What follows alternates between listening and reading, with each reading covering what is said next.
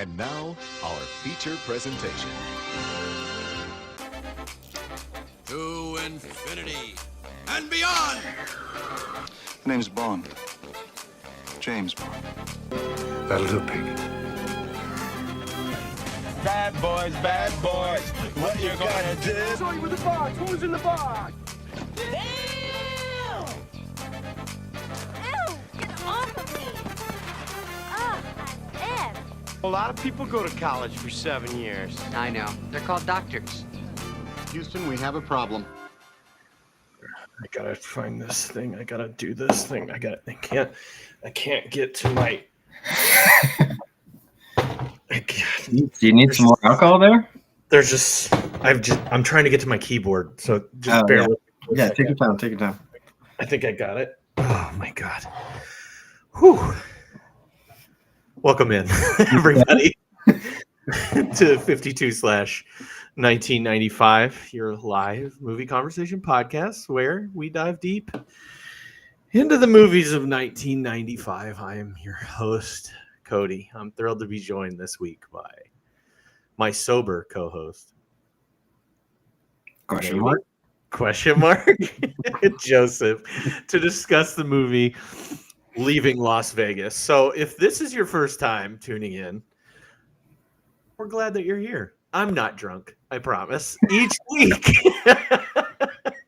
52 of them to be exact, we explore a different film from the year 1995. We dive into this year's important releases.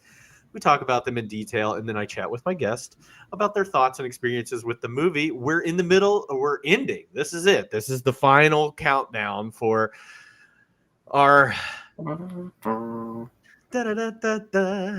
of our theme this month. It was a tough theme this month. Why do I do this? I feel like I have this every year. We've done this 3 years, but I feel like there's always 1 month where it's just like, why did I do that? You know, there's tough movies out there. You might as well group them together. Might as well just get that just over with, just like embrace it. These movies exist. We have to talk about them, or we have to watch them. So yeah, you're right. Absolutely. We need to embrace them. And we're in the middle of our theme this month of drugs are bad, meaning that each one of our movies had a focus on drugs or alcohol in some way. And then this is our alcohol movie of the month, Leaving Las Vegas. So before we break down that movie a little bit, let me ask you, Joseph, have you ever seen this movie before? Is this your first time seeing it? First time. Heard about it. Knew it was a kind of a difficult watch. So never went after it until here we are. Hey, can you pass some of that over here if you're gonna keep moving it around? Jeez. You want this one? Yeah. The rabbit hole. Hey, do a quick promo. Maybe you'll get paid. Hey, this is Rabbit Hole. It's good for your rabbit hole. Sponsor. That's bourbon, baby. Baby. We got some rum here. That's for pouring. Rum. Some aviation gin. Ooh. Call me Ryan Reynolds. But don't call me Ryan Reynolds. Hey. Yeah, this is the first time I saw this movie too. Oh, I didn't know that. Yeah. This one's a first for me. I had heard about it over the years too, and also did not want to watch it because I knew that the subject matter was pretty heavy, and I feel like I have to be in a mood for a Nicolas Cage movie. And this movie was not what I thought it was gonna be. What about you? Same. This is a weird movie. Yeah. See, I'm the opposite as you. I do usually I love a crazy Cage moment. But I still was like, I don't know about this one. Yeah, right? I mean, I don't mind Cage being Cage, I think that this is still in the era of Nicolas Cage when he isn't, just doing every movie under the sun just for the money. I don't think he's in as much trouble at this point. I don't even know if he has his persona as the Nicolas Cage that we know today. I still feel like this is pretty early for him. Yeah. And yeah, I expected this movie to be something completely different, but we still get Cage. I think this is the beginning of Cage, like being absolutely insane. What about Elizabeth Shue? What are your thoughts on Elizabeth Shue? Any prior to this? I mean, Back to the Future 2, but if you can count that. I mean, no, I do. Back to the Future 2 is very important. Yeah. In Elizabeth Shue is very important to me. Oh, too. yeah? Yeah. I mean, Adventures in Babysitting. Babysitting. Back to the Future 2, Karate Kid, Right. Cocktail. I saw all these movies when I was a kid. Cocktail is a weird one for me to have watched when I was a child, but I did watch it. Elizabeth Shue, big fan. Love her. And knowing much CSI, huh? Oh yes, CSI. All about CSI, man. OG CSI though. I don't even know which one is she on? She was on Vegas, I'm pretty sure. Was she? I think she came on. I don't know if Marg Helgenberger left CSI or not, but or maybe she came on after William Peterson left. I don't know. I don't know where the timeline there is always weird. I know you're a big CSI guy. The OG? Oh yeah. OG. Vegas was so good. This was good. Oh, so she made it all the way back, full circle, back to Vegas. She did. She left Las Vegas and then she went back. Wow. To Las Vegas. Full Good circle. for her. Full circle. Maybe. Well, I don't know if I haven't. It's like I'm trying to think of something else that might,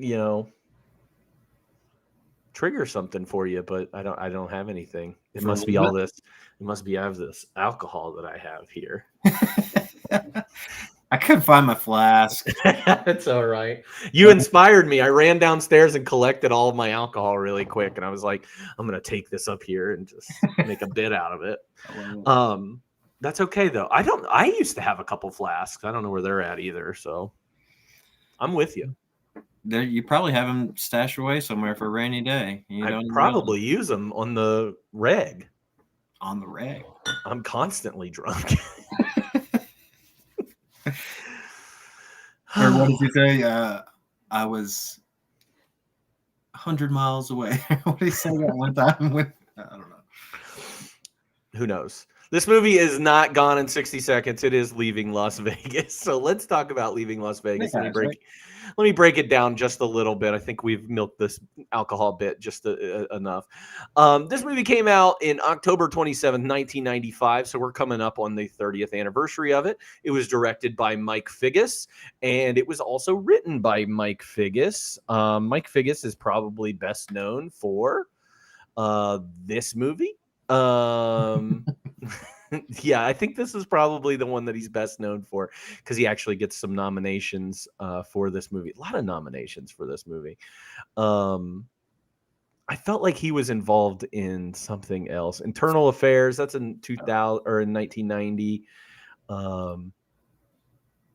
For some reason I thought he wrote Crash or was involved in the movie Crash in some way, but doesn't look like he was. Yeah, but my bad. It would fit a little bit. But this movie is based on the novel by John O'Brien. We'll have more about John O'Brien at the fun facts. It's not really a fun fact.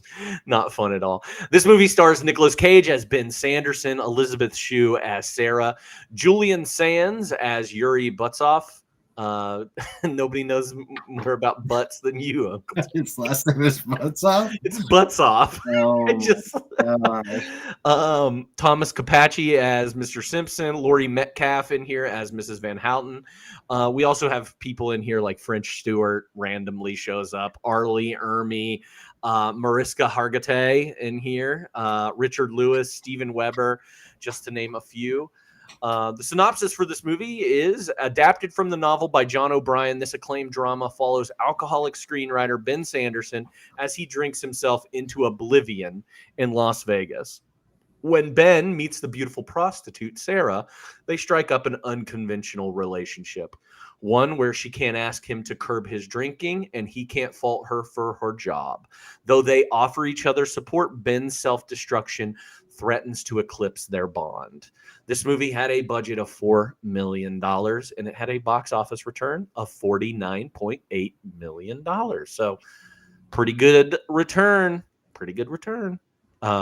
That's because neither Mike Figgis or Nicolas Cage got any money for this movie. It's a little shady dealing. Yeah. This movie was well liked by critics. It's pretty high, 90% on Rotten Tomatoes. IMDb has this at a 7.5. Letterboxd has this at a 3.8. Roger Ebert gave it a 4 out of 4 stars. He said this is one of the best films of the year, deserving many Academy Award nominations. That such a film gets made is a miracle. One can see how this material could have been softened and compromised, and that would have been wrong. It's a pure grand gesture. He listed this not only in his great movies list that, he has 4 collections of essays, great movies. He also included this as one of the best movies of the 90s, one of the 7 best, or it was 7th out of his list of movies of the 90s. Yeah. Jeff Andrew didn't love it as much. He said it certainly has the courage of its convictions. Very short, very sweet. No, this movie was nominated. Like I said, it did get some Academy Award nominations and love. It was nominated for Best Director, Best Actor, Best Actress, and Best Adapted Screenplay. And it did win one, and is our first and only win, I believe, for Nicolas Cage. So he won Best Actor this year. And then, sadly, another legacy that we should talk about, the author of the book, he died. John O'Brien died by suicide in April of 1994, shortly after finding out his novel would be used as the basis for the film. I believe the film either had started or was 2 weeks away from being started to film. So, sad story there. Yeah. What do you think about? I didn't see a shout out, they do. Yeah, there wasn't like a. You're right, there wasn't.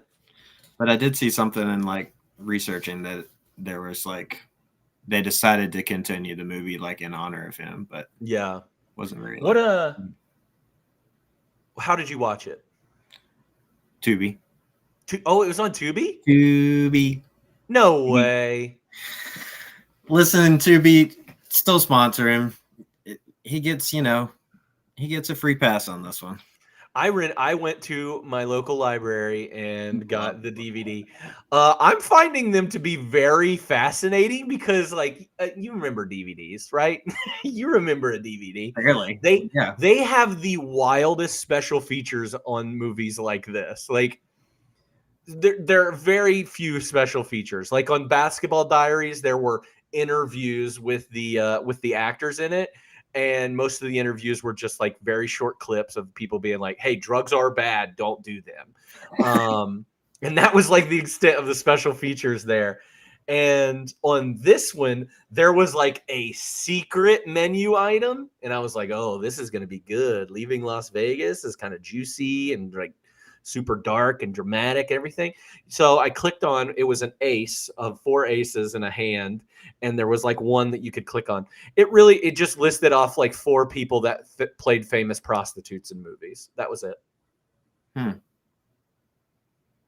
Really unique. That's not where I thought you were going. No, not at all. That was the special feature on Leaving Las Vegas DVD was, hey, these people played famous prostitutes in movies. So there were only 4 listed. I couldn't remember any of them, but it wasn't even good ones. Not that there were way better performances. I promise you. Bad ones. There were any good ones. There's no. God, I can't even think what Belle de Jour. That's a French movie that obviously flexing here, showing off my yeah baguette. Yeah. Maybe I am drunk. I don't know. So yeah, that was that's how I watched it. I'm glad you watched it on Tubi though. I didn't even know it was on Tubi. I don't know why I rented it or why I got it from the library. Because you had such a good time with Basketball Diaries. I did. I really did. I mean, library forever. Hey, if you can't find a movie, library. That's my recommendation. That's my recommendation to everybody out there. You want to keep up with this thing and keep doing it? Library. I promise you. Does your library do the like streaming thing too? There's yes, Canopy and Canopy and what's the other one? I don't know the other one. Hoopla. Hoopla. Yeah, I do have that every once in a while. So, yeah, it's pretty cool. But let's break down the movie a little bit more. Let's talk about some of our favorite scenes or best scenes or the things that really stood out that make us remember this movie. So I'll start with you. What was your first? Okay. I think I just lumped everything prior to him going to Las Vegas kind of as one scene because we got really late opening credits and all that here, but we find out like Ben's problem and the extent of the problem in several different stretches where, you know, he's like just pounding bottles of liquor everywhere he goes, driving, you know, home, bars. I love the grocery store, the liquor store scene.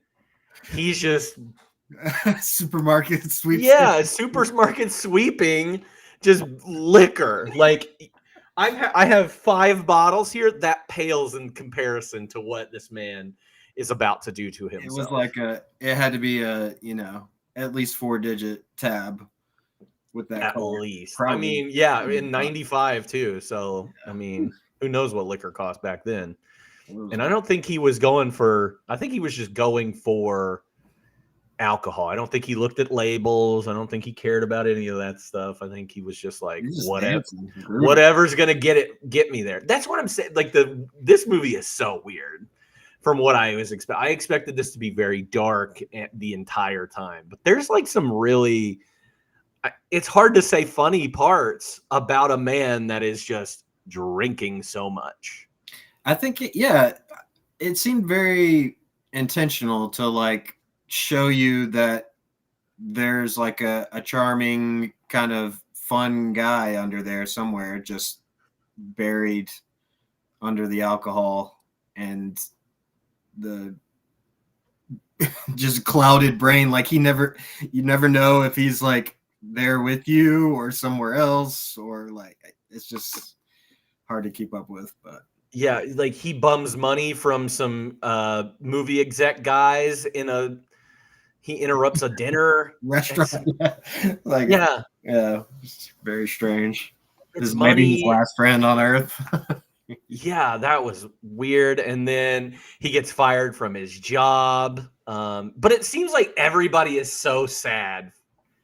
Like they don't want to do it, but they have to do it. You know, his boss especially, like that. Of all the people that I think that he interacted with early on, like the boss just seemed like there was that like just devastation of like, oh man, you were such a great coworker or like teammate, and now like you're in shambles and we just can't continue. Yeah, and like the secretary too, or the administrative assistant, whatever she was, like just like being kind of flirty with him, but like flirt like from a reminiscent way, like you used to be something. Yeah. And now I feel bad because we're never gonna see you again. I know it. Which is so sad. The strip club scene as well is thrown in here too. Oh yeah. Full bottle. Yeah. I mean, when I think of alcoholic and alcoholics, like I am reminded of, this is crazy. I don't know if you ever watched these. It was on MTV, but it was like True Life. MTV. Did you ever watch any of the MTV True Life stuff? Well, one episode was I'm an alcoholic, and this is exactly how it was. I mean, I've joked about being an alcoholic. No, there are real people that are alcoholics out there. Like, and I mean, just having full bottles of vodka in the console of your car so that they could just drink, like, very accurate. crazy. Can you imagine? Can you, Joseph? I No. know. No. Okay. But go ahead. Finish your question. Yeah. Do you think you could drink a bottle of liquor like this man drinks liquor? Maybe one time. I think you would Kill me. die. You think it would kill you that bad? Maybe. I mean, it's pretty severe. If I chugged a bottle like that, I think it might kill me. Oh, yeah. Gosh. And he's just doing it on the reg to like. What does your throat have to be like in order for that to go down with ease? Dead. Dead? Just just. And do you? Okay. Okay. Okay. Do you think that we don't get a lot of information about his life or why he's drinking so heavily or why everything's going wrong? We see pictures in his house. We see all this stuff as he's throwing it away and basically packing up and moving to Las Vegas. Like his wife and his kid have left him. And at one point in the movie, they talk about he doesn't know whether he was drinking before his wife left him or if the wife leaving him caused him to start drinking. Right. I did learn that the book, he was an alcoholic prior to this. Okay. Interesting. Yeah, they kind of left it up in there in the movie, but yeah. And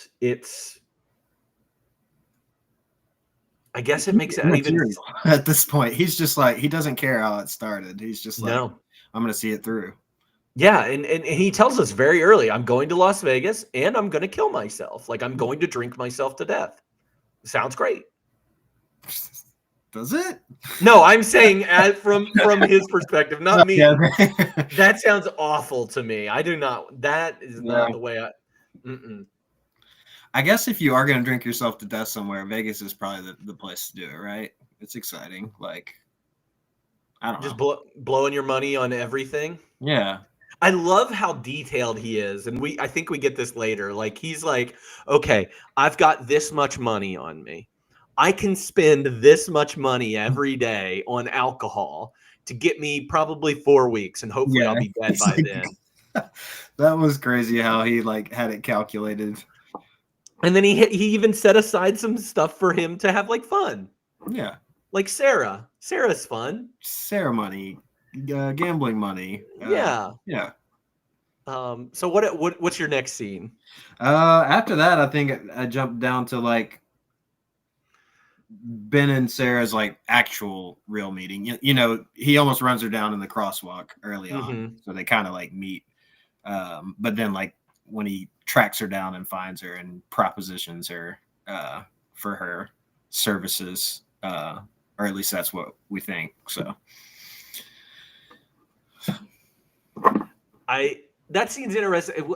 There's a lot of like Sarah stuff on the side that we get probably in between all this that I don't care. I don't care about any of it. And it's honestly in my WTF. Like, why does it even exist in this movie? For Butts Off, obviously. For Butts Off. We need the guy's name to be Butts Off. Yeah. Not Butts On, Butts Off. Butts Off. But it's an interesting opening to them meeting is him almost running her over, him, her being like, "Are you sorry?" Yeah, fuck you. Pretty like flips him off as he's walking away, or as she's walking away, but like there's something there. Yeah, and that's one thing I will credit in this movie. I do think there is a chemistry thing between Nicolas Cage and. You have to, because it's only them in this movie. Right. Like, if there was no chemistry, this movie would not be as acclaimed as it is. Yeah. But you can already, I felt like you could already sense it. I don't know if you felt like that from their first one. Meeting. Yeah. I mean, I'm thinking, like, if I accidentally, like, almost run somebody down in a crosswalk, I don't think they're, like, coming up to my window and, like, she was, like, angry, but she was also still kind of like friendly to him at the same time, like asking him like, "Are you sorry?" Like instead of just like cursing him out or just walking off, like the fact that she like approached him at all, just like immediately was like, okay, we got something. You ever been to Vegas? Never been to Vegas. Me and we should go to Vegas. We should go so we can leave. Yeah, we can reenact this movie. Yeah. Dibs on Elizabeth Shue's part. Damn it. All right. Now I gotta find that flask. And this kind of leads to I don't remember kind of where we get there. Maybe you have more details about it, but my next scene is Sarah and Ben's first night together. Like he finds her again and then is like, I'll give you $250 or $300. I'll give you $500 if you spend the night with me. Yeah. And she's like, hell yeah. You almost hit me with your card. Let's do this thing. Like, let's do this. And I think it was supposed to be just like an hour to start off. But she ended up kind of like we're saying, there's that like draw to each other where she's like, you know what, maybe I'll just stay. Cause he outright comes out and was like, you know, I don't really care about the blowjob or the sex or anything that much. Just stay and hang out. Let's talk. You talk, I'll talk, whatever. Yeah, and I think that intrigues her. One, that's where the kind of Yuri stuff comes in, is like she needs the money because Yuri needs the money, and Yuri is her pimp, and so she needs the money or whatever. And so I think she sees an easy, quick amount of money there, an hour. I'll get, whatever from this drunk guy. Maybe I can milk him for more. And then there's just a connection, and she stays the night with him. And they just spend the whole night talking, so much that she is late to to talking with Yuri and getting him his money and all this. And she doesn't have the money for like a full night's work, Yeah. Like the 1 hour's worth of money. And I happy. felt like this was a little bit of a plot hole to me, because like surely he gave her a lot of money. You think you think he paid her for the whole night? Yeah, I figured he would. Like he was like 500, whatever. Do you think like maybe she gets like half a night's work or whatever from? I don't know. I've never been. She probably didn't ask him for it because she was like, that's true. And he was too drunk to know what the fuck was going on. So she could have robbed him blind. Oh yeah, she could have taken all the alcohol and sold it. Oh my gosh, 10 grand. I mean, if you did not watch this movie, I need to paint the picture. Like the 5 bottles that I had on my desk are not enough to tell you. Like, how many bottles do you think it was?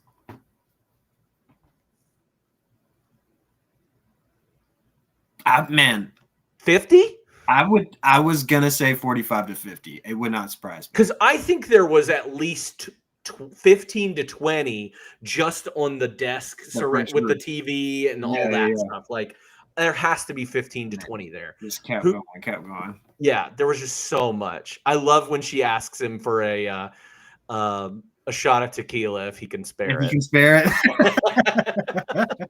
That was very funny. Oh man. And this whole time, Nicolas Cage's character Ben is like very upfront about his intentions. Like, I'm killing myself with alcohol, and you don't stop me. You can't. You can't stop me. I'm gonna do this. So no, I did like Sarah and Ben's first night together, although it led to her getting hurt and everything. By old butts off. Yeah. And which was unfortunate. But again, I think that's such an unnecessary part of this film. It was nice that like he got a very clear off-screen exit, like we don't see it, but there's no doubt like everyone knows what happened to Yuri and can find satisfaction in that. I did like that part of his short character arc, but yeah, I guess just like, I don't know. That piece with Yuri is like more of a past for her than we ever get like with Ben. Really, his is like so much more mysterious. And did you understand that he was like saving her life in that last like bit? Did you like by kicking her out and like telling her never to come back and all that stuff? He was basically like saving her from getting killed. Oh, because the guys were like coming. Yeah. Why was he so weird about it? I think it's so freaking weird. Like, why do we need this alternate like thing? Yeah, I think that part where he was like, listen, like through the wall to the other room, they're talking about me. I was like, what are you like? What is happening?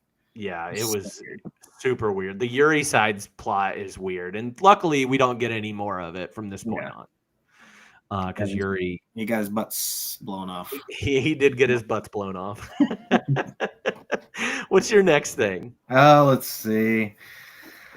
I guess the dinner is my next one. First date? They're like first date? Yeah. First date, yeah. Or last date, depending on what Ben, how you look at it. Yeah. Depending on where Ben's at.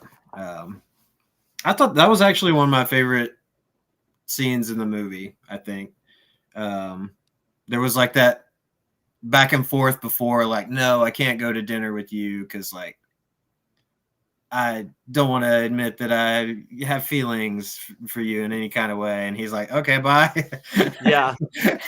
And then she's like, wait, she has to like, go back and find him, I think, which there was a lot of kind of like cat and mouse element or the chase, which was cutesy. But yeah, the restaurant was kind of cool. And I think that was the first time that I really like, it really hit me that he's not eating, like that he's like that, like he's at that point of commitment. Like, yes, you've heard him say that over and over again, but he's got this full plate of spaghetti and like doesn't touch it. He's like, oh, I put too much salt on it. It's like, oh, okay, yeah, sure. Man, alcoholism is no joke. That's all I have to say. Yeah. One thing that I thought was super cool about this, though, is him lighting the match. I want to learn how to do that. It was so cool. Like, especially like it was like he came out of his drunken stupor and was just so smooth. Like it's like that episode of Workaholics where they have to stay drunk to be like good. Because we see him earlier in this movie where he is not he's like having withdrawal symptoms at the bank and everything. Yeah. And he cannot, like, he's shaking, he cannot control himself, and then he goes out and gets blasted, and then he's perfectly fine. Like, to be a functioning alcoholic is on another level. Like, yeah. I think we've all joked about being functional alcoholics at some point in our lives, but like, this is real. Like, that felt so real. Like, this is what I need to be a normal human being, is just to have, you know, so many gin and tonics to get me going. And it reminds me of Always Sunny. Yeah. And it's weird in this movie that it's like sometimes played for laughs. It's weird. I don't know. Yeah. This movie has weird vibes for me. The way he like wakes up so many times in the movie and is just like desperate to have something. Like, I don't know where it was in the movie, but when he like ran to the refrigerator and grabbed the orange juice and just like loaded it up with vodka. Like just shaking uncontrollably and like until he could get something in his system. Which is crazy. If you're an alcoholic and you're just chugging bottles of liquor, why do you need to make a screwdriver? Like, just drink the vodka. He's got to have his vitamins, man. Oh, yeah, you're right. You're right. You're absolutely right. Next question. He's big on vitamins. Obviously. They drink mixers, but they drink mixers by themselves. Oh my gosh. Anything else from the first date? I think, like, you really do, like you had already mentioned, their like chemistry and charm with each other, and I think that it really like shone through here, like as she's like trying to figure out like why he's where he's at, and he's just like, I don't know, I just know that this is what I want really bad, so I'm gonna do it. You kind of get that sense that she's like she's accepting of him, but also like there's this tragic element of like, oh man, I finally found somebody I like, and they're in their last few weeks of existence trying to kill themselves. It's like, And what a world. it's so unique to me that these two people are falling in love with each other. And truly, like you said, we talked about their chemistry, all this stuff. Their chemistry is so there, but I don't ever feel like we learn about any of them. Like, it's not like you would say dating is with somebody where you're like, oh, what are your parents like? Oh, where did you grow up? We don't learn any of that stuff. Yeah. It is not interest. Yeah, no. It is not important to these people in this moment. They are just that much in love or like with each other or whatever it is that they just don't care. They're just happy to be in each other's presence, even if it is self-destructive. And it's, you know, this leads to her being like, live with me, get out of that hotel that you're in. You're going to live with me. And he's like, why would you want a drunk living with you? And she's like, I don't know. Like, yeah. And so he ends up living, he moves in with her and lives with her. And I love that he packs up all his stuff. The packing scene is so sad. It's so funny because he's trying to put all of his clothes in that suitcase, but he's also trying to fit the liquor in as well. Priorities, man. Priorities. So it's just a lot of clanking in there when he moves in. And I think he says later, he's like, well, I didn't bring any of my clothes except what I'm wearing. So you like learn after the fact that like, well, we saw what didn't make the cut. He said he's going to buy a new shirt and 45 pairs of underwear. That should last him. One a day. One a day. Throw them out. Gone, baby. Dang. He's like, I'm pissing. I'm throwing up all over myself. Like, this is alcoholism, baby. Did we get any vomit scenes? I remember saying that he like was throwing up all the time, but I don't think we ever saw any vomit. Yeah, I don't think we ever see him throw up. There was something with the sink. Did he do it? I remember him like at the sink, but that might have been in the scene with him getting the vodka and the orange juice. I felt like there was a sink scene. I don't know. Can't remember. Yeah, we never saw any like graphic vomiting for sure. There could have been like some like in the other room stuff. Yeah, but I thought it would shock me. Yeah, surely it's happening though, because it's got to be wearing thin on her. And I felt like the alcoholism was wearing her out more than her, working was wearing him out. Even though I know that's part of their like why they end up like breaking up, so to speak, is like it got to both of them. They had stipulations. Don't ask me to stop drinking, and she said, don't question my job, what I'm doing. I have to go to work, and he's like, I know. So I felt like the alcoholism got in the way more.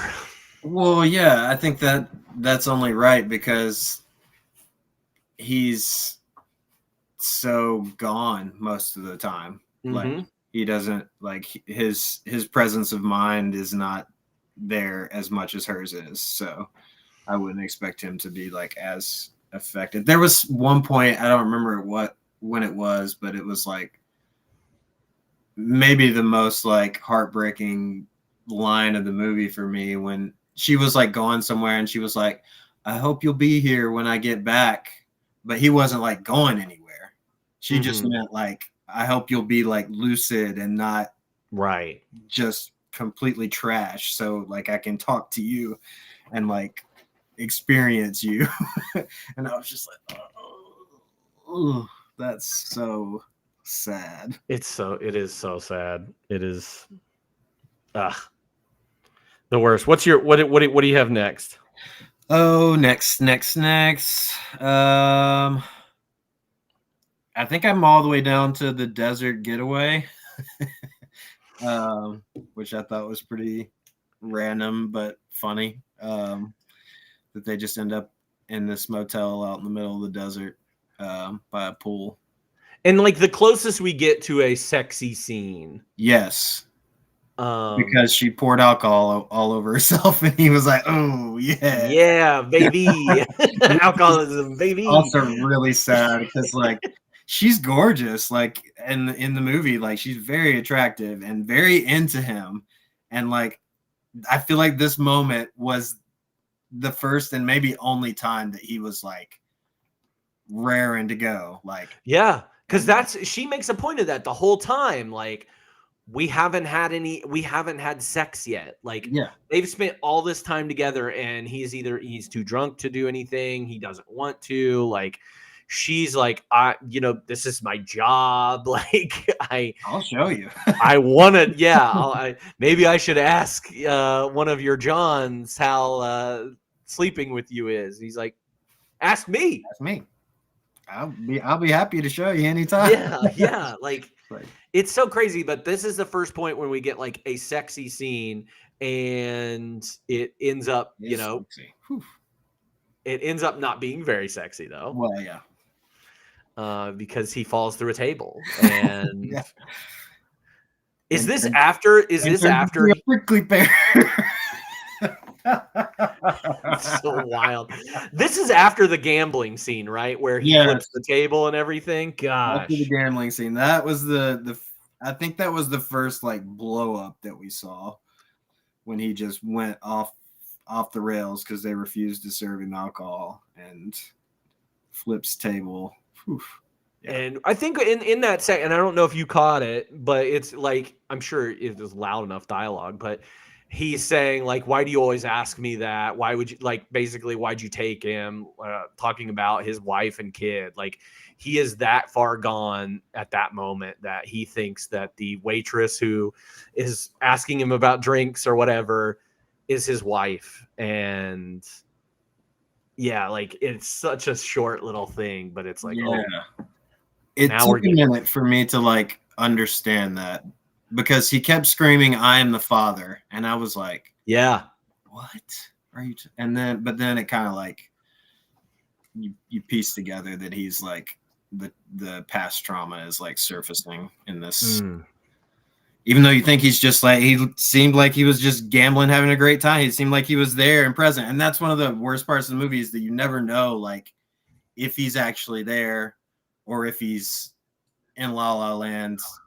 Yeah, or is this internal monologue, or is this like the scene in the bank? Do you remember that scene where he's doing this like monologue about the camera is like focused on the teller, and it's this very attractive woman, and he's going through this entire monologue where he's like, "Oh, I poured water on you," and being very vulgar and like his description, and people are like waiting in line with him, but you like I feel like you don't know if he is saying those things out loud or not. Yeah.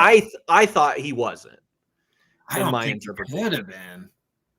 Just because nobody reacted. Nobody reacts, and right. He's saying, he's like super sexualizing her and like, of course, throwing alcohol into every bit of it too. Like, I think he said something about like bourbon coming from her breasts or something like that. Pouring bourbon. Like it's very much like that scene that he just enacted with Elizabeth Shue's character Sarah.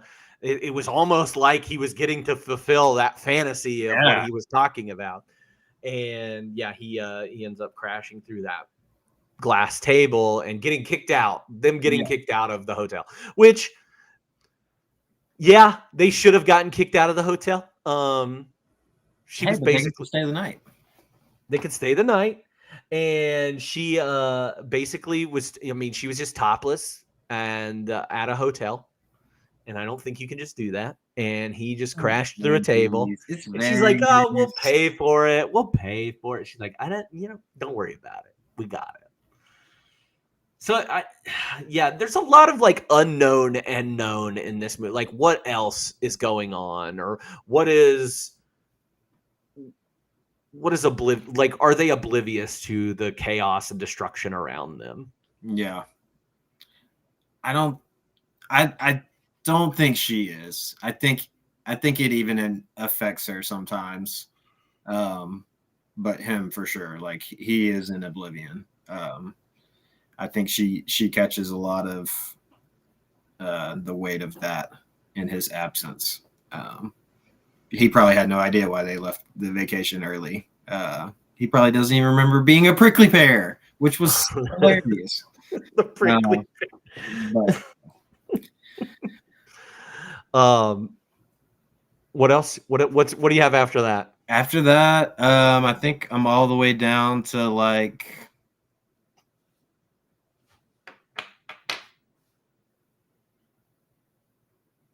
I'm going to mention it because it's important. I'll combine it with something else so it's not there's a very graphic sexual assault in this movie. It comes right after she kicks Ben out because he's brought home another hooker to her place. And they're kind of fooling around on the bed, and she comes home to that and is like, bye immediately. And he knows, like, he even though you can tell he's drunk, he knows immediately because he's like, can I stay for a couple of hours? And she's like, no, get out. And this comes after, I think they have a scene where she asks him, like, to go to a rehab, like, to get a doctor. Yeah, she's like, go to a doctor. We need you to go to a doctor. I need you to go to a doctor. And I think he retaliates by, her going out and working and doing her thing, and gets his own sex worker to come in, Mariska Hargitay, Miss Olivia Benson. See earlier in the movie at some point, like lurking. I don't know why, but we see her like at a bar. I guess it's when Elizabeth Shue's hitting on Arlie Ermey's character. Yes, that's what it is. And so that way she knows that they're both, like, when she sees her at the home with Ben, she's like, oh, I know. I am stepping on. This is not what I should be doing. So my bad. I'm gonna get out of here. But the dual nature of the heartbreak is like she kicks Ben out because of that, and then immediately like gets approached by some football bros out on the streets for her work, and it turns very forced and violent. It is rough. It kind of just it brings her down to like the low, if you will. The kind of so they're both at their like lowest at this point, like all the consequences, and I don't know if we're supposed to say like the consequences of our actions or what brought us to this point, but like Ben is now, he's kicked out, he's essentially homeless, he is still drinking himself to death, and he's at like he has nobody now. He was having fun toward the like for his end, and now he has nobody. And then obviously her, like, Jesus, like I just put eek, that was not fun. Like that was, oh God. And she almost like shakes it off. I think because we get early on in the movie, and maybe that's an important reason that Yuri is in the film, because we know that he has cut her in the past. Yeah, what's like fucking crazy? There's like been violence perpetrated. So maybe that's like an important like predecessor for like how she's handling it this time. But like you're saying, just kind of like trying to shower it off and move on. God, that was the hardest scene to watch. Like, no, I take that back. Obviously, the scene is the hardest thing to watch, but the scene after the shower, all that stuff, that's the hardest thing to watch in the entire film. Well, they're clipping like flashbacks of it. Oh, I hate it. I hate it too. Hate it. It's like, it's awful. Insane. She's great. Elizabeth Shue, fantastic. Like, especially from the roles that we mentioned earlier. I think this was her being like, I'm going to take something. I'm going to be serious. This is a serious role, and it's got a lot of layers and a lot of levels to it. And boy, howdy, like it is not a fun watch at all. Brutal. It's Yeah. very heavy.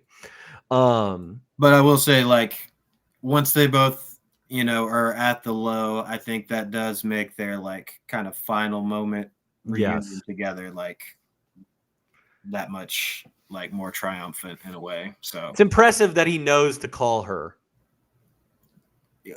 At her house. You get the idea that he can't even like he's so plastered he can't even speak, but like he has that like just internalization like I need to call her even though I can't talk. It's just like kind of like what keeps surfacing with his wife, like it's just in there. And that I think that is because of their time together being so like precious and valuable, even though he's on his way to death. Like he still has that like almost like a muscle memory, like dial it, even if you can't talk. So, and how she found him, like I don't think we get that piece, do we? But she just did. She just did the work. She knows. Maybe it's the same hotel. Maybe she just goes back to that motel or whatever to find him, even though she goes back at one point and says that he hasn't checked in. So yeah, I don't she know. probably just ran the strip, checked them all. Yeah, been like, hey, have you seen this guy that's obviously trying to kill himself with alcohol walking around? Like, you know who I'm talking about? Yeah. But anyway, yeah, they reunite, and this is the one time that they have sex in the entire movie, and it kills him. In the most uncomfortable, weird way. Yeah, it just ends, and it's so weird, and she just kills him. I mean, the alcohol killed him, but her love killed him. Assisted suicide. Oh man, Leaving Las Vegas. Are you glad that you watched it? I am actually. Yeah. It's not one of the. It will have a very low rewatchability. Yeah. But, But as a one-time watch, I am glad I watched it. Yeah, I am too, especially because this is revered as like great performances of Nicolas Cage and a very important movie in the 90s, especially as we're going through all these 90s movies. But yeah, I'm glad I watched it finally. It is not what I like. I would have a tough time explaining this movie to somebody else. It's not like mind bending or anything like that, but it's like trying to describe the tone. Yeah. And being okay with because like I'm a big tone guy.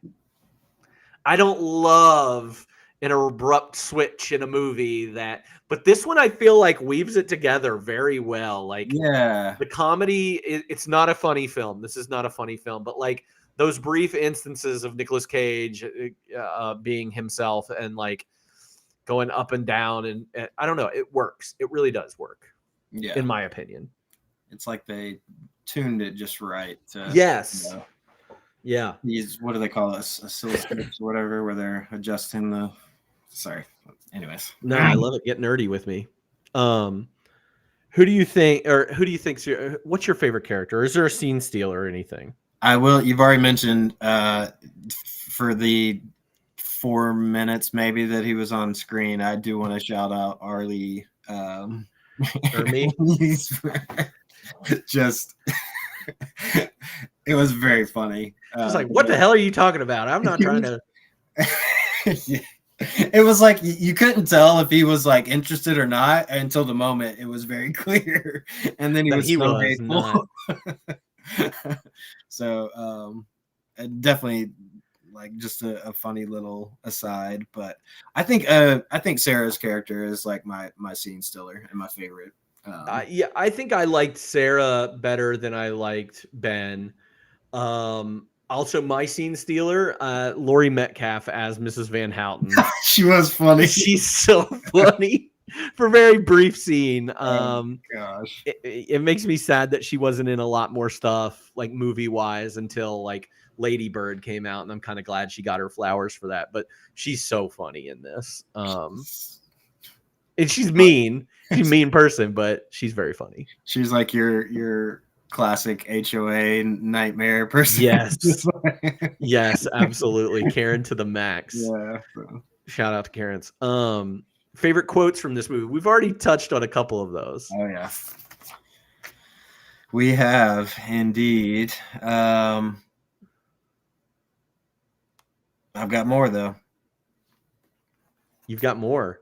More quotes. Wait, is that what you said? Quotes? Yeah, we're on quotes. Okay. Whew, I thought I was drunk for a second. You need a drink? Yeah, can you pour me one if you don't mind? Rum? Yeah. That's the one I grabbed. So I'll pour it. Just straight up, Okay. Let's see. I got most of the dialogue is Ben and Sarah, no surprise. So I'll throw a couple out and then you can have a couple. Ben says this to Sarah at some point, like early on when they're interacting. You're like some kind of antidote that mixes with the liquor and keeps me in balance, but that won't last forever. Yeah. All right. That's good. That's good.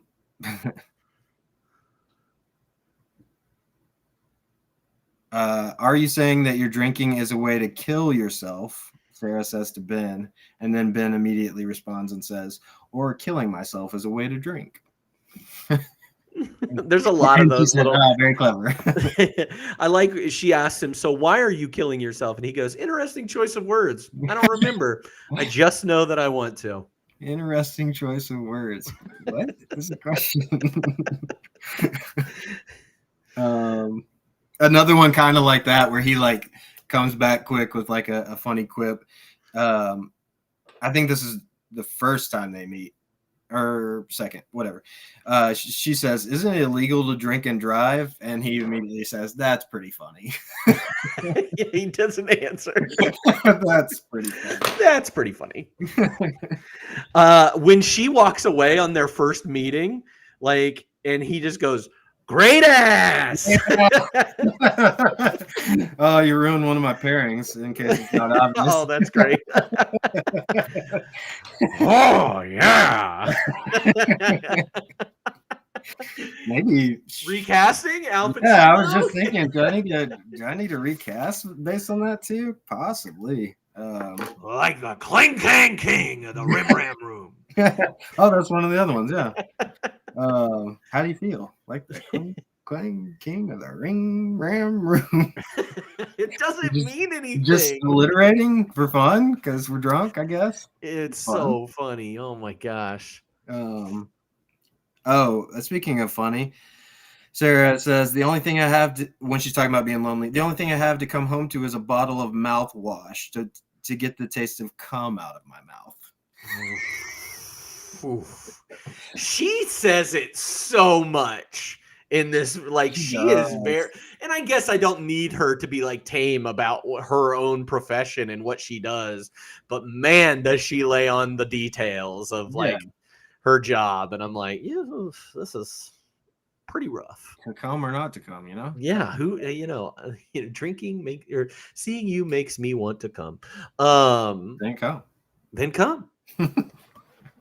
That was one of my next ones. That's one of my laugh out loud moments too. I'm just like, oh my gosh. Sarah also says, "Wow, what this room needs is more booze." When there's 50 bottles on the wall. That was right before the like, if you can spare a tequila shot. If you can spare a tequila shot, please. We're laughing way too much about this movie, but it's pretty funny. The lines are funny, man. The writing. Lines are funny. What else? Anything else? I don't have any others written down. I've got one more that was one word, but it also was a laugh out loud moment for me. When I think they're at the shopping mall or shopping center sitting down to eat, even though he's never eats, and they've got drinks on the way, and they're like talking, and he just like wheels in his chair and says, "Nurse," talking to like the waitress, like, and I was like, oh, that's his medicine. That's very funny. Nurse. Yeah, that's all I got. Oh man. Speaking of biggest laugh, cry, scare, or thrill, I did have one other one that we have not mentioned. When they're at the desert motel, and he like gets up to go get another drink and steps into the pool. Oh my gosh, it was so convincing. It's just like loved it. Yeah. So how do you guys know each other? So how do you guys know each other? Double fisting already, huh? Double fisting. The prickly pear, I think, is my laugh out loud moment, crashing through the table and being like, I'm like a prickly pear. I'm a prickly pear. He's, oh my in god. the wildest tone, too. Just yeah. He's very crazy.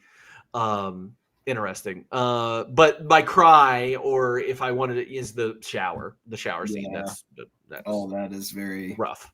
bad, rough, yeah. Anything else? Scare thrills? No, not really scare thrill. Same. What the fuck? Ridiculous moments. What is the most WTF moment of this? The absolute most. That's the obvious one. I don't think I'm going to pick the obvious one. I'll let you say the obvious one. I'm going to say when he was singing his little random song during the first blowjob from Sarah. Which definitely Bill Cosby was mentioned in that song. I didn't Cosby was mentioned. Lyrics, but oh my god. No, mine, my first one that I wrote down immediately, it happens within the first 10 minutes of this movie, is when the bartender just lets Ben talk to that woman at the bar like he is far too long. It took way too long before Too long. To be like, hey, buddy, leave her alone. You're inside of her right now. Right? Like, God. he was just so irritating that I would have been like, all right, you're cut off. Like, does he see value in this guy, or does he know Ben? Like, we don't know. We don't know. And she was like weirdly like okay with him too. Okay. Yeah, too okay with him. To where it was like, do you know this person? Do you know her, Terry? Like, it was so confused. I did not love that. It was a weird start to this movie. Yeah. And then also the Yuri stuff. I understand like why we might need it, but it just gets resolved so quickly that I was like, oh, I guess we're done with him now. Yeah, I'm gonna say it. Even though it's creepy as hell because you're talking about Yuri stuff, because it's also on my WTFs. When she like comes back without the money that he needs, and she like hands him the knife and bends over. You remember that? Yeah. Not for me. Gross. Yeah. Anyways. Again, it lends itself to that part, like where I'm like, I don't need this. Like, you've given me so little information about Ben. I don't need as much information about Sarah at all. Yeah, you are. Yeah, the only payoff there I feel like is just knowing that he's dead. So yes, and the only other payoff, like the only other thing is like that Ben is so much nicer to her than anybody has ever been, and sees her in a way that nobody else has seen her. It's that trope. It's that, hooker with a heart of gold thing, like that we see all the like. I don't love it, but it's over and done with pretty quickly. So yeah. Best music moment for you. So I feel like that. First of all, a lot of the movie. Sorry, this is gonna sound awful, but a lot of the movie felt like now it's time for sad songs sung by Sting. But I don't know if this was in the movie. I know it's on the soundtrack. The song that Nicolas Cage sang, not the one during the blowjob, the other one. Do you remember that from the movie? Or is this just like, this may just be a soundtrack thing only? I swear when I heard it after watching the movie, I remembered it from the movie, but I couldn't find it. I don't know. It's called Ridiculous is the name of the song. But it's like, I've got all the lyrics here. I'll just read them real quick. Yes, please. Blasting down the highway in my Batmobile. You squealed in delight. We're going to Paris. Caught between my passport and a root beer float. I turned the car around because you made fun of me. You tell me I'm ridiculous, a clown, so preposterous. Would you believe the king was the Joker hiding behind his confidence? I remember. Where is it at though? I couldn't find it. I went back forever trying. I remember this now that you've Okay. said some of the lines and stuff. Yeah, I love that. That's my music moment. I also the song that stuck out to me was every time she went out to go to work, the song "Lonely Teardrops" played. Michael McDonald singing "Lonely Teardrops," which I desperately wanted to put on the Instagram post because I was like, that song slaps, man. "Lonely Teardrops" is a great song, one. But Michael McDonald singing it, "Lonely Teardrops," is so good. Why didn't you do it? You can find it, or It wasn't on Instagram, the music. I also thought it was unique, like the weird like jazzy parts of this movie, like that were kind of a score. I know Mike Figgis was a big part of that, and doing like actually recording some of the trumpet playing and everything himself. Yeah. cool. It kind of leads to, well, not like Vegas life, lounge life kind of thing, but also like how scattered this movie feels at times. Like it's improv, baby. It's jazz. Yeah, like scatting. Oh, bro. So yeah, that's good. I didn't write down anything for F. Mary Kill. There are really only two people in this movie. Yeah. But if you had to choose between vodka, gin, and tequila, Mary F. and Mary Jen. Kill. Mary and Jen. F and tequila. Kill and vodka, which is sad because vodka is great for mixers. I do like vodka, but it is very one note, you know? Yeah. Like you're not unless you're Nicolas Cage, you're not drinking vodka straight. You know, obviously he can't drink vodka straight. He pours it into the orange juice. Could you catch in the movie like what? I know it's so hard to, but like, could you catch like a drink of choice? Like, I do feel like he drank more clear than non-clear. Yeah, like, I do think he drank a lot more clear. So he's possibly. I think it was gin. Gin, yeah. Yeah, I think he was drinking a lot of gin. Oh, that hurts me. But killing any of those three honestly hurts me. So I think I do kill vodka. I think it is very one. It is. I think versatile though. It is versatile, very versatile. I think I fuck gin, and I think I marry tequila. So we got two married tequilas.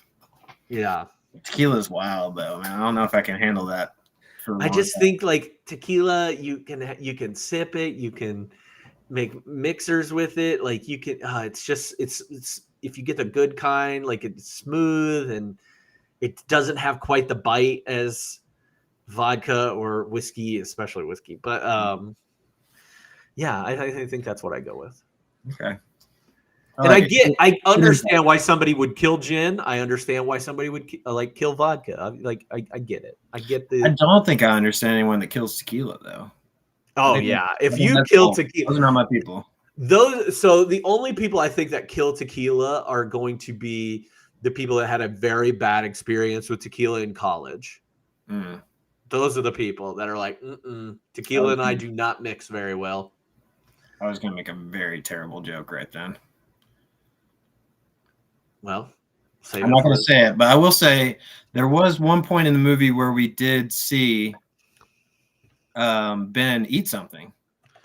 Oh, an ice cube? Yeah. Piece of ice. It's the only thing he eats in the entire thing. Yeah. Now, what about rum? If we added in rum, how do you feel about that? There? Like, are we subbing rum in or just adding it to the mix? Let's sub rum in for tequila. Ooh, Since everybody seems to like tequila here. So that one's too easy. Take it out. Okay. Yeah. So now we've got rum, vodka, gin. Yeah, and this is all kinds of rum. This isn't just like your standard gold rum you got here. I'm talking like 150 proof rum because I'm killing it. Because that is the experience I have. You're killing it? I'm killing rum. We got two kill rums. I think I still might kill vodka. I think I I think I agree with chat there. Kill rum, fuck gin, marry vodka. I think I'm still Mary Jen. But do you like what kind of martini do you like? Gin. Gin martini, yeah. Yeah. Because you're a martini guy. I kind of like this is a weird, I kind of like a gin Bloody Mary instead of vodka too. That's interesting. That's kind of like a 50-50 for me, depending on how I'm feeling. Mary gin, F vodka, kill rum. Yeah. No, and the reason I brought wait, no. I I would switch rum and vodka there. See, I had a bad experience with Bacardi 151, and that has ruined, scarred forever. A little bit of rum. I can drink anything, whatever. Just give it to me. 4 weeks in the desert, baby. All right. If you could give somebody like the standout performance, who do you think did the best job? I'm gonna give Cage a slight edge. I do think that him and Shu were pretty neck and neck though throughout the whole thing. I'm giving Cage a bit of an edge because of the wildness. So that's where I'm at. I think I give it a little bit of an edge to Elizabeth Shue. I honestly wish that she would have got more of a career after this. Like we were talking, she got on like CSI for a number of years and everything, but like I just do not feel like she blew up in the way that she should have or got more opportunities like she should have after this movie. But I wonder if an Oscar win really does it for her. Yeah. Like if she gets it instead of Susan this year. Yeah. And I think there were a couple movies after this that she kind of thought were going to be something big and ended up not being something big. Mostly like The Saint with, which I know some people really like The Saint with Val Kilmer, but it just didn't do well. And Hollow Man. Do you remember Hollow Man? Oh yeah. Is that Kevin Bacon? Mm-hmm. Yeah. Oh yeah. And she just doesn't get a lot of good roles in here. Maybe that's by her choice. I don't know. Yeah, she just doesn't get a lot of good roles that I'm looking at here. And she gets on CSI for a while. She does The Boys. I know that's been a big thing. Yeah, she was in The Boys. Yeah. So she's working.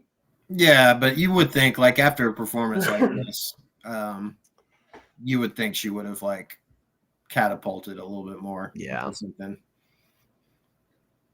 Because I liked it. I don't know. I really liked Elizabeth Shue. I thought she was great. And I think Nicolas Cage was great as well. Yeah, I would have given her a slight edge. Now, if you had to recast this movie, maybe 95 or 2025, who would you cast in the lead roles? I've got a few. I do too. I just went down a list. I was like, could this person do it? Could this person do it? The only person I've got one for 95 for Ben. I couldn't come up with anybody for Sarah, but I said for Ben, Mel Gibson might be a good, like kind of. It's a little on the nose for him, right? It's who he is, yeah. Yeah. Yeah, but. Could you see Bruce Willis or Tim Robbins in that role? Yeah. I think I like Tim more than I like Bruce, but Bruce could do it. Yeah. You need somebody to be like, you cannot have somebody like a Sean Penn in that role. Yeah, it's got to be somebody with some charm. Zhuzh. Yes, some zhuzh. Did you have anybody for Sarah in 95? I couldn't come up with anything. I listed off a few. I was like Patricia Arquette, maybe. Okay. Marissa Tomei. Oh, I like Marissa. Yeah. That's Diane Lane. Mary Louise Parker. Leah Thompson. The last two, Mary Louise Parker and Leah Thompson, are really more like drawing from people that kind of have a similar career to Elizabeth Shue. Like, hey, I did a bunch of these 80s movies where I was cutesy and all this stuff, and now I want to be in these harder roles. The first three I thought were a little bit better. Like Marissa Tomei, I think. And she kind of does this. in The Wrestler, if you've ever seen that movie. I don't think so. No, it's okay. Yeah, old Mickey Rourke movie, kind of like his comeback movie, and Marissa Tomei's in it. She's amazing, but very similar role to what like an older, I think older sex worker in her 40s, 50s kind of thing. Not older. That's not old. I don't want people to get offended. You know. All right, 2025. What do you got? Trying to offend everybody, man. I'm trying. I do have a couple for each in 2025. I said for Sarah, either Sophie Thatcher, which but Carey Mulligan was my number one. Ooh, that is so good. I love the Carey Mulligan thing because it like a little bit of Drive, Carey Mulligan, a little bit of Inside Llewyn Davis, Carey Mulligan. Like, yeah, I can see it. I like it. Yeah. Sorry, frog in my throat. Haven't had my medicine in a while, you know. You need some medicine? I got get you some medicine right here. Blood. And then for Ben, I had Dave Franco. Oh, yeah. Or Patrick Schwarzenegger. Oh, okay. Who was in the most recent season of White Lotus, and I had never seen him in anything before, but he's kind of like he's got a crazy energy to him. So a little Nick Cage to him. Yeah, I thought I might be able to bring that craziness. All right, I like it. Anything for Sarah? Yeah, Sophie Thatcher and Carey Mulligan. Oh, that's sorry. He was drunk. Chat. I'm drunk. I'm so drunk. What about you? So I had a ton of people. Like I was like, okay, could this person do it? Could this person? Same thing. I listed Shia. I love Shia. Oh wow, yep. He might be a little too intense though, but he's got that, that Nick Cage edge to him. He's got that crazy in him. Yeah. Lakeith. Put Lakeith in there. He could probably do it. Jeremy Allen White. Yeah. Yeah. Wyatt Russell, just for like the charm. Okay. Yeah. He's got a little crazy energy to him too. Yeah. We see him as a U.S. agent. Like he's a little crazy. For Sarah, I had Elizabeth Olsen. Yes. Also, again, on this, like, they were playing cutesy roles. Now they're playing more serious roles, like maybe like a Hilary Duff or an Anna Sophia Robb.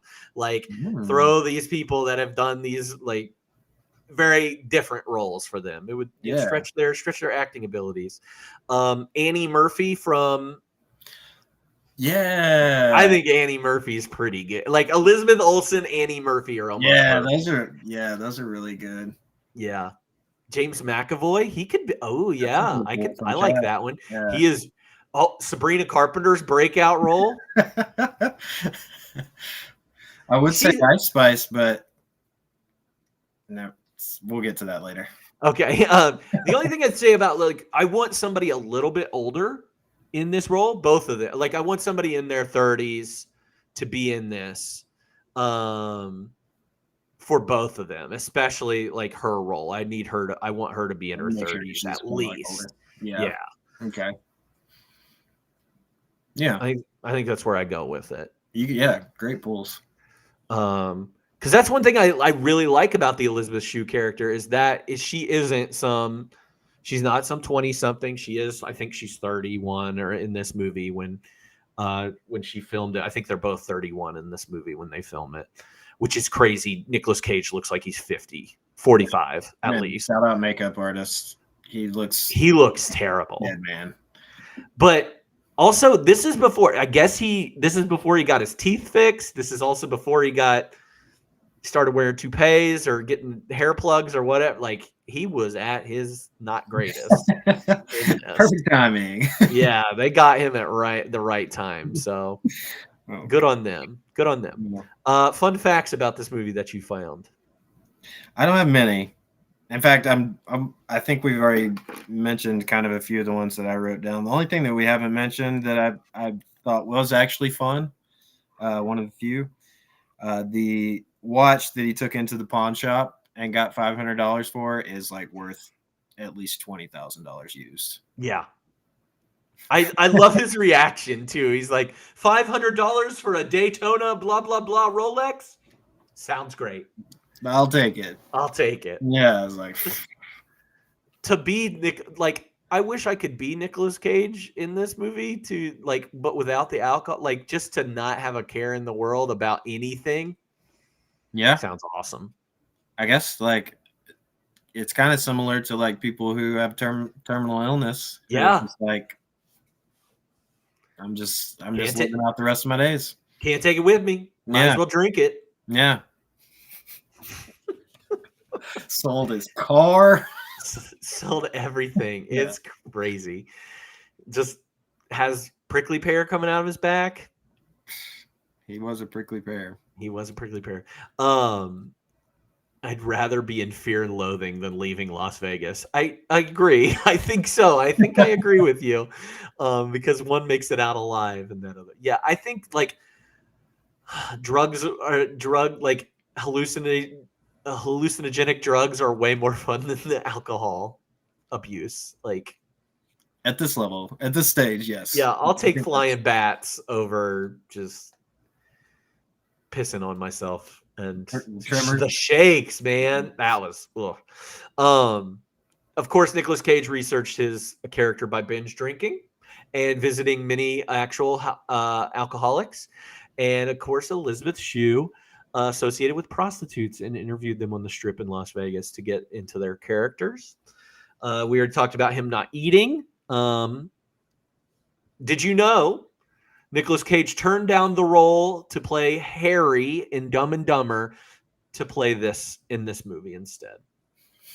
I didn't see that. Yeah. That's crazy. He could have been in Dumb and Dumber, one of the biggest movies ever of 1994. And then we could have had Jeff Daniels in this movie.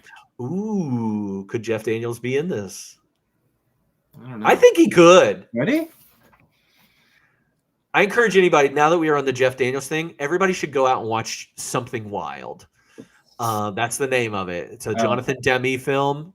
Something Wild. Wonderful film. Melanie Griffith's in it. It's great. Do watch it. Go watch it. That's my recommendation. Speaking of recommendations or movies, Like a Fine Wine and Dish, if you could pair this with another movie for a double feature, what would you choose?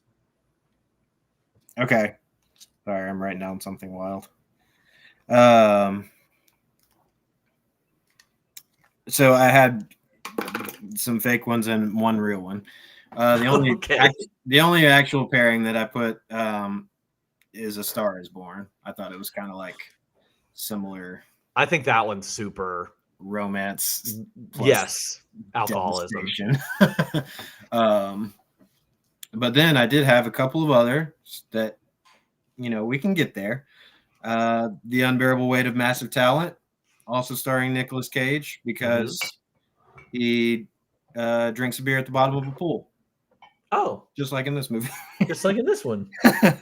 I said Showgirls. Shout out 52/ for something I never want to watch again with graphic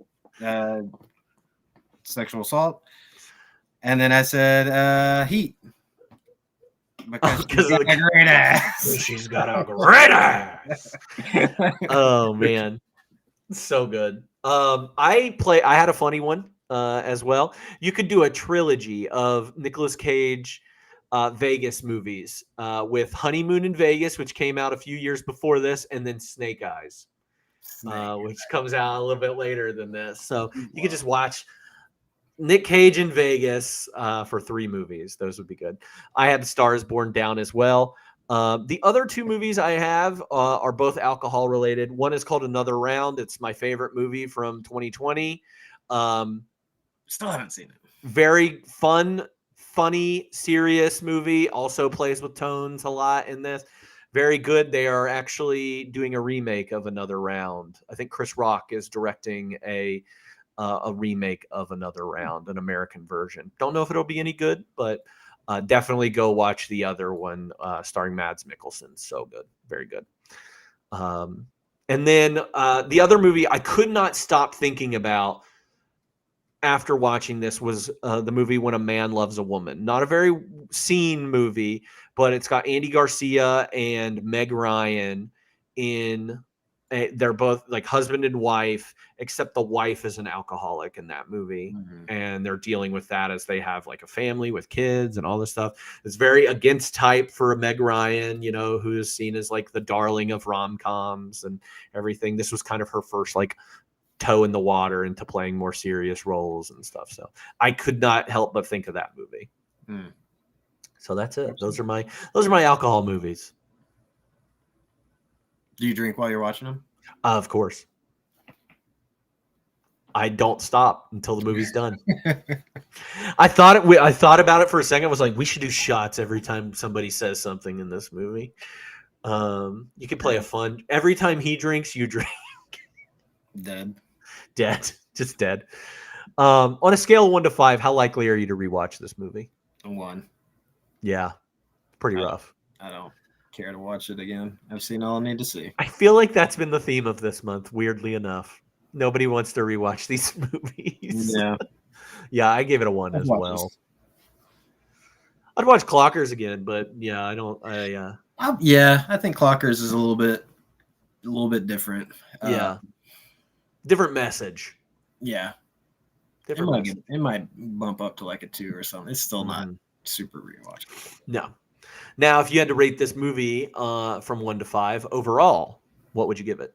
I do have it pretty high mid. I said a 3.5. Well. Yeah, I had it as a 3. You could convince. This is kind of like last week, where it's like you could convince me to go up to a 3.5. I don't think I would go lower than a 3 though.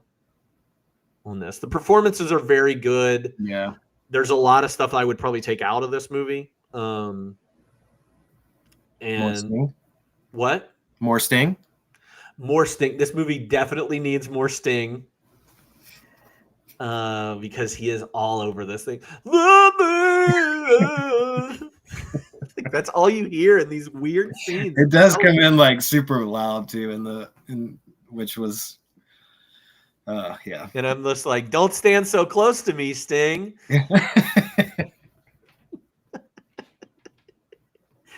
Every breath you take smells like alcohol. Yeah, there he says.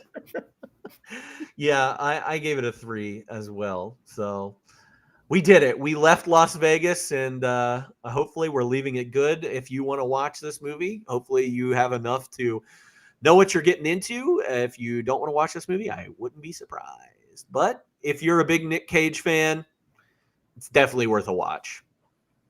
Head over to Tubi. Head on over to Tubi and watch that when you can. I think actually it was leaving at the end of September, so you've got 2 days to watch leaving Las Vegas before it leaves Tubi Vegas. Joseph, thank you so much. Before we wrap up, have you watched any movies recently that you could recommend to folks? Okay. So I'm going to throw a couple out there. I saw Him, the football kind of horror movie that's out right now. Jordan Peele produced is the big name. I liked it a lot. It is very polarizing from what people are saying on the internet, so maybe not for everybody. I think it's worth watching. It's kind of my substance of this year so far. I heard it's visually like impressive, and I think it's a first-time director. It's like the editing, like there's a lot of like just crazy stuff that happens. And it's how's Marlon? Marlon's great. Marlon's really impressed me. I don't think I've ever seen him in anything like entirely serious. Mm-hmm. And he did great. And the kid, some Winters, maybe somebody Winters. He was good too. He was great. So, what if you could describe the genre of it? What would it be? On your own personal, not from horror. Like, horror. Yeah. It's not like it's not very jump scare horror. It's more like psychological horror through the like sports lens. I'm interested. I still want to see it. I think if you like horror, I think you should see it. You may not love it. I think it's worth a watch for anybody that likes horror. So that's my one like big one. I did watch the new Highest to Lowest Spike Lee joint. Yeah, how was it? I haven't watched it yet. I didn't super love it. Okay. There was a lot of good in there. I have not seen the original High and Low, so I can't really speak to that. But that's what I said about Ice Spice earlier. Ice Spice was in it and was one of the low points of the movie, in my opinion. There was a lot of pretty bad acting in it, unfortunately. Not Denzel, and not Jeffrey Wright, but a lot of the supporting acting was like ASAP Rocky. ASAP was okay. He actually he held his own pretty well, in my opinion. How was Jensen in it? Jensen? The like hippie girl in the subway, I think she's in it very briefly. I guess. I don't know. I don't remember. She's not in it a lot. I think she's in it just to sing music. So. Oh, she might have been this hippie. There was like a hippie girl that did like a little like song at one point. Maybe that's her. Yeah. I don't even think you saw her much. She was like singing as they walk by or whatever. Yeah. But there was a lot of cool like Spike Lee stuff in there. Some cool scenes. The plot was pretty good. So it's worth a watch. It's just not one of my favorite Spike Lees that I've seen. Yeah. I have honestly, I've been a little afraid to watch it. I haven't seen too many reviews from people that I read reviews from about it, which tells me that it wasn't like amazing. So I have been a little hesitant to watch it. So I'm still going to watch it because I need to. Yeah, you'll see some good stuff. And there's a cool like message, an important message, I feel like, throughout the movie. So yeah, great source material. I really love the original movie. If you're a fan of older movies, especially if you're a fan of Japanese movies, High and Low is wonderful. But I saw The Long Walk, the Stephen King adapted film recently. It was pretty good. Some really good acting in it. Your guy from Licorice Pizza, I always forget his name.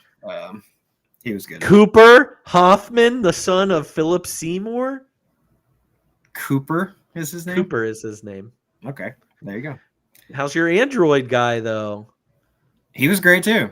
I love him. He's good. Yeah, he was very different from Romulus, but he was very good in it, too. Did you finish Alien Earth? I did, yeah. I was going to mention Alien Earth. I thought was good.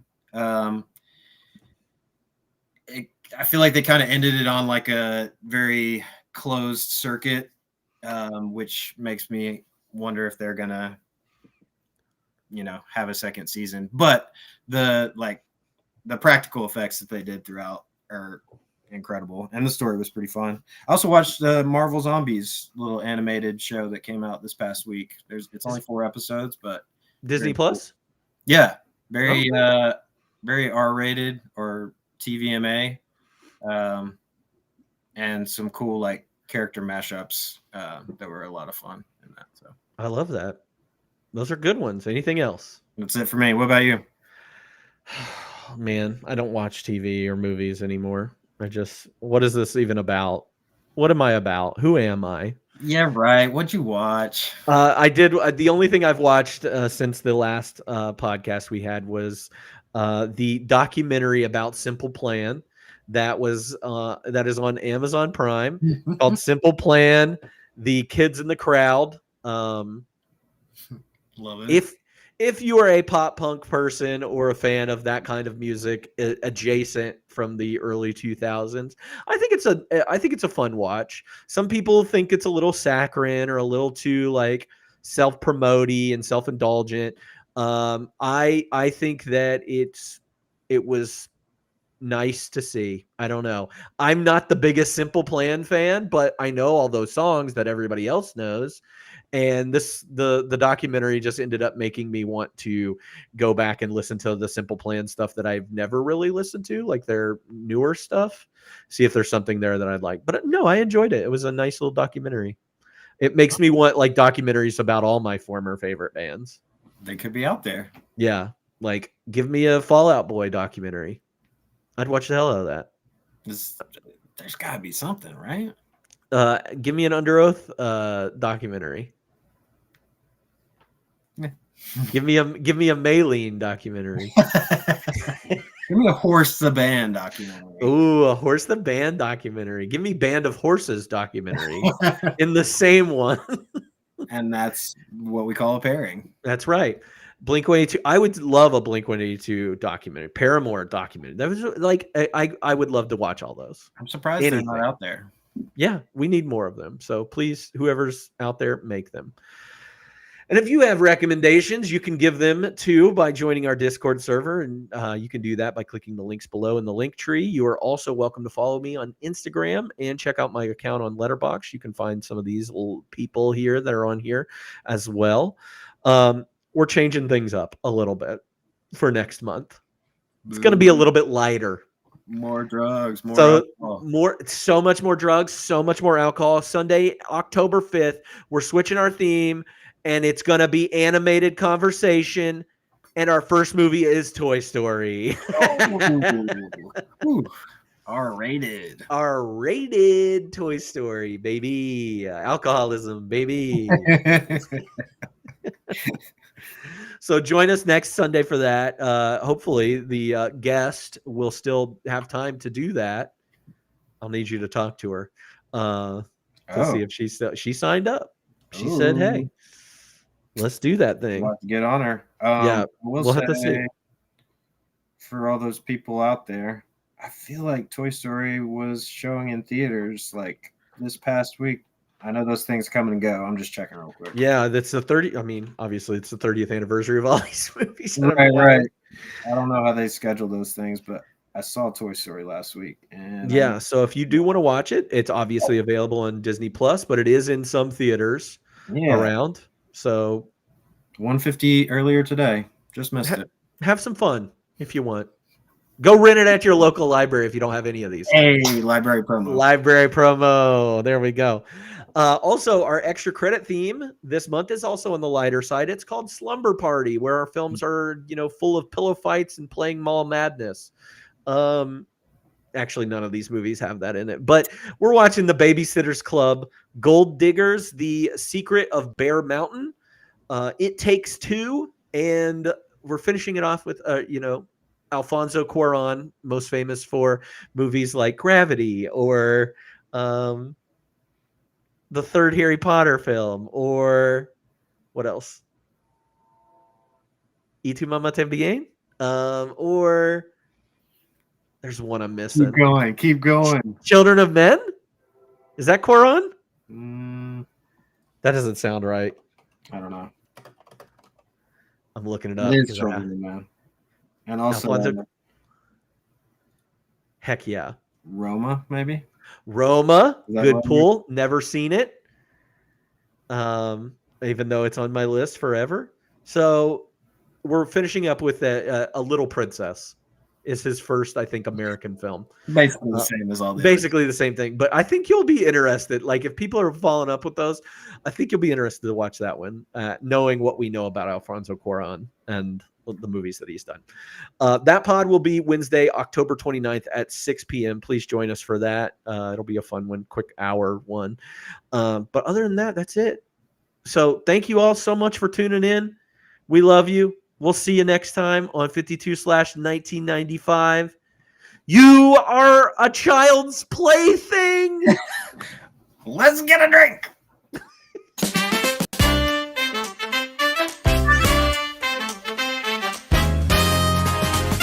What a year, what a time. Big screens, dreams, a movie rewind. From talking toys to heist gone wrong. We're watching it live and singing along. 52/1995. Grab some snacks,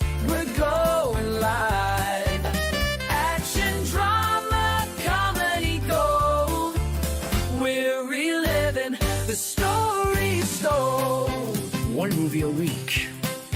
All year long. Let's roll the tape.